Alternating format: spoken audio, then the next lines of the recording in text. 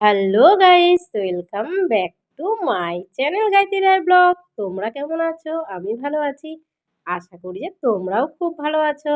তো এখন আমি চলে এসেছি হলাম নর্থ বেঙ্গল মেডিকেল কলেজে। কেন এসেছি অবশ্যই বলবো। তো আমি এসেছি হলাম আমার ভাস্তা হলো এই যে আমাদের ভাস্তা হলো পেরেক খেয়ে নিয়েছিল, মানে কাঠি, তার কাঠি যেটাকে বলে। তো সেটা খেয়ে নিয়েছে, তো ও বুঝতে পারেনি। তো আর ও যেহেতু এখনো কথা বলতে পারে না, তো তার জন্য একটু সমস্যা হয়। যেহেতু ও খেয়ে নিয়েছে, তো প্রথমে তো ও বলতে পারেনি যে আমাদেরকে যে ও খেয়েছে। এটা তো অন্য একজন এসে ও বলল যে ও পেরেক কাঠি খেয়ে নিয়েছে। তো তারপরে আমরা আগে প্রথমে হাসপাতালে গিয়েছিল, তো সেখান থেকে রেফার করে দিয়েছে, বলেছে মেডিকেলে দেখাতে। তো মেডিকেলে দেখানো হয়ে গেছে। তো এখানে টেস্ট করলো, তো তখন বললো যে না, ও খেয়েছে, তো তার জন্য ওকে অ্যাডমিট থাকতে হবে। এখানে আমরা 2-3 দিন অ্যাডমিট ছিল। তারপরে সেটা অনেক চেষ্টা করার পরে তারপরে সেটা বেরিয়েছে। প্রথমে বলেছিল যে অপারেশন করতে হবে। তো যাই হোক, কোনো কারণে অপারেশন করতে হয়নি। তো সেটা হলো আমাদের কাছে গুড নিউজ। আর এটা হলো নর্থ বেঙ্গল মেডিকেল কলেজ। যদিও বা তোমাদেরকে আমি আগেও একবার দেখিয়েছিলাম, কিছুদিন আগেই দেখিয়েছি।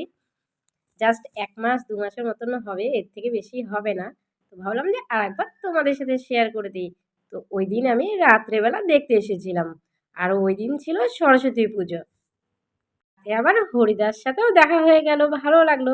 তো হরিদাকে ডাকা হলো যে আমরা মেডিকেলে আছি, তো ও যাতে চলে আসে। আর দাদার বাড়ি তো হলো মেডিকেলেই, সামনেই আছে, খুব একটা বেশি দূর না।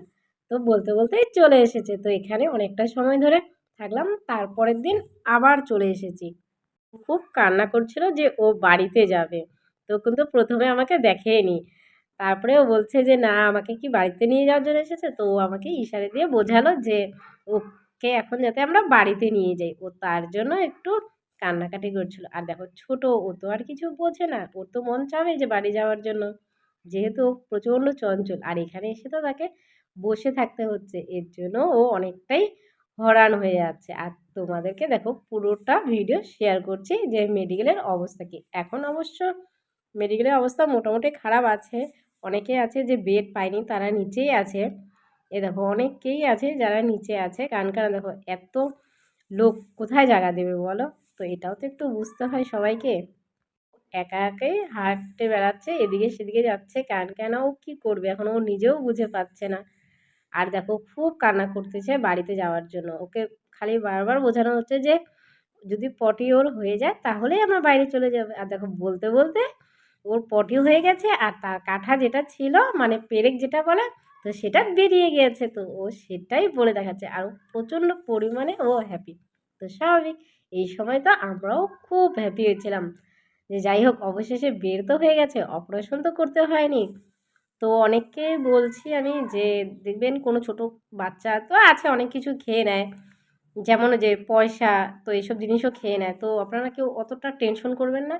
দেখবেন আস্তে আস্তে যখন খাওয়ার পরে একটু খাবার চাপটা দেবেন, তখন অটোমেটিকই ওটা লেট্রিনের ধার দিয়ে বেরিয়ে যায়। না, অনেকে আছে প্রচণ্ড পরিমাণে ভয় পায়, প্রথমে আমরাও সেটা পেয়েছি।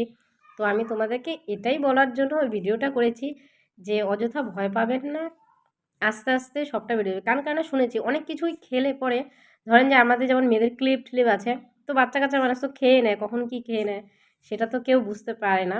আর দেখো ও কিন্তু আপনাদেরকে বুঝিয়ে দেওয়ার চেষ্টা করছে, যেহেতু ও কথা বলতে পারে না, এটাই ওর একটু সমস্যা। আর যেহেতু বেরিয়ে গেছে, আর ও তো প্রচণ্ড হ্যাপি। এ দেখো বলতে বলতে আমরা এখান থেকে বেরিয়ে পড়ছিলাম। আর ওর কান্না দেখে তো আমাদেরই জানি কেমন লাগছিল সবার। আর যতই হোক ও কিন্তু কখনোই কান্না করে না। আর এই সময় যে কদিন ছিল মেডিকেলে, ও কিন্তু প্রচণ্ড পরিমাণে কান্নাকাটি করেছিল। বাড়ি যাওয়ার আনন্দটা এতটাই বেশি যে, আর তার মধ্যে ছিল হলো সরস্বতী পূজা। ওর জন্য ওর মনটা আরও খারাপ হয়ে গেছে। ও দেখো একা একাই বেরিয়ে যাচ্ছে, এদিকে যাচ্ছে ওদিকে যাচ্ছে। আর ওকে তো একা রেখে কোথাও যাওয়াও যায় না। এর জন্য ওর সাথে সাথে ও যেখানেই যায় আমাদেরকে সেখানেই যেতে হয়। ও দেখো আবার নাচানাচিও করছে, এত আনন্দ পেয়েছে যে ওকে তো এখন আর এখানে থাকতে হবে না।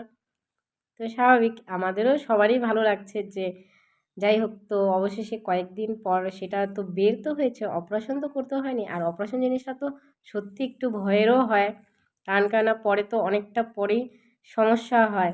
তার জন্য দেখো বলতে বলতে আমরা ওখান থেকে বেরিয়ে গেলাম।